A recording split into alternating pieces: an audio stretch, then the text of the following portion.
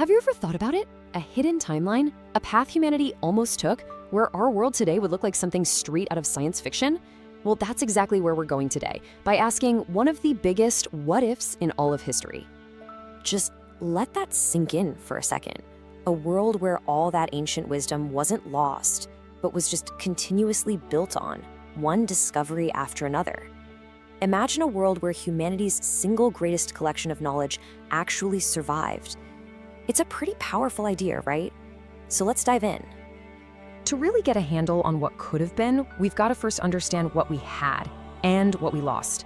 We're talking about one single place, a place that held the power to literally fast-forward human history by 1,000 years. Now, this was so much more than just a building with some scrolls. Think of it as humanity's first and maybe boldest attempt at creating a global brain, a sanctuary for the greatest minds on the planet. And its goal was kind of crazy, to collect every single piece of knowledge from everywhere in the world. That's the number, over 400,000 scrolls. I mean, even today, that is a staggering amount of information. But back then, in the ancient world, that was basically an impossibly huge collection of human thought, all sitting in one place. And it wasn't just the sheer number of scrolls, it was the incredible diversity. It was breathtaking. You had Greek science and philosophy buzzing in one corner, and right next to it, you had medical text from India, crazy advanced star charts from Babylon, and deep Egyptian theology. It was a true melting pot for the entire planet's intellect. And that's why this quote just nails it. The library was more than a collection of facts. It really was the beating heart of human ambition. It was a symbol of our species' unstoppable curiosity, a lighthouse for thought in a world that was really just starting to figure itself out. Which, of course, brings us to the tragedy at the center of this whole story. What happened?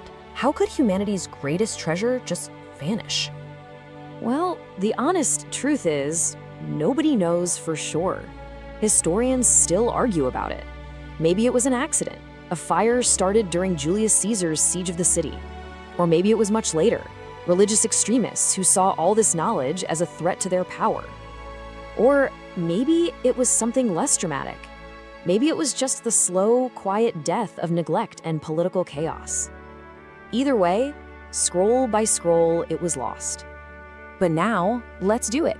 Let's jump into that other timeline, the one where the fires never came, where the knowledge survived. This is where things get really wild. This is where we imagine the Great Acceleration. I know, it sounds nuts, right? But thinkers like Hero of Alexandria were already playing around with the basic ideas of steam power. With an uninterrupted flow of knowledge and resources, we could have seen an industrial revolution not in the 1700s, but maybe 2,000 years earlier.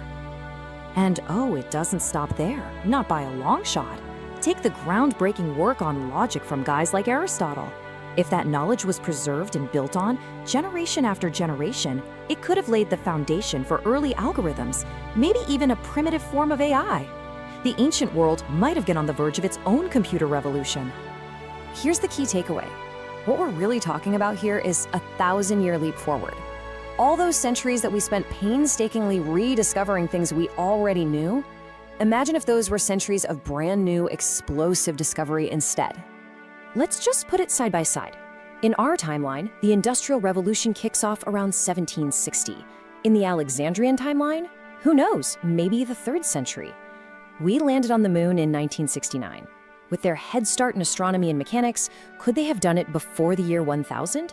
It's just a mind-bending thing to even think about. But you know, the tech is really only half the story. Imagine society itself. What kind of world would we have built?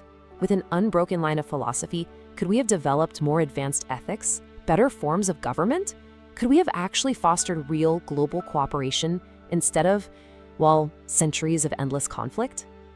And that brings us crashing back down to our own world. Because the echoes of that lost knowledge, they're still all around us. It forces us to ask a really tough question. What is the true cost of ignorance? This quote just reframes the whole tragedy so perfectly. It wasn't just about losing scrolls. It was about losing conversations, about silencing brilliant minds who might have helped us solve the very problems we are still wrestling with today. Take a look at this, the big challenges we face now.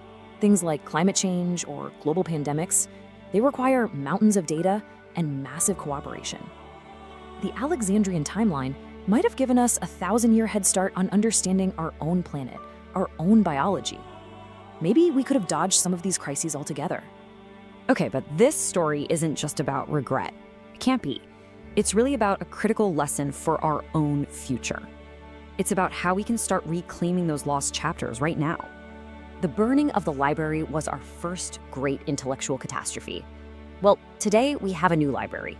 It's digital, it's global, and the single biggest lesson from Alexandria is that we have to protect it. We can never, ever take its permanence for granted. So what's the plan? We build new libraries. And it's actually pretty straightforward. Step 1, we protect our digital world from being lost or corrupted. Step 2, we actually work together, fostering the kind of open, global sharing that the original library was all about. And step 3, we build the kinds of places, the ecosystems, that will spark the next great wave of discovery. And that leaves us with one final thought experiment. If you could run back through time, into the flames, and save just one single scroll, what would you hope was written on it? A lost masterpiece of art? The true history of a forgotten civilization? Or maybe a scientific formula that could change everything? The answer, I think, says a lot about the kind of future we're still hoping to build.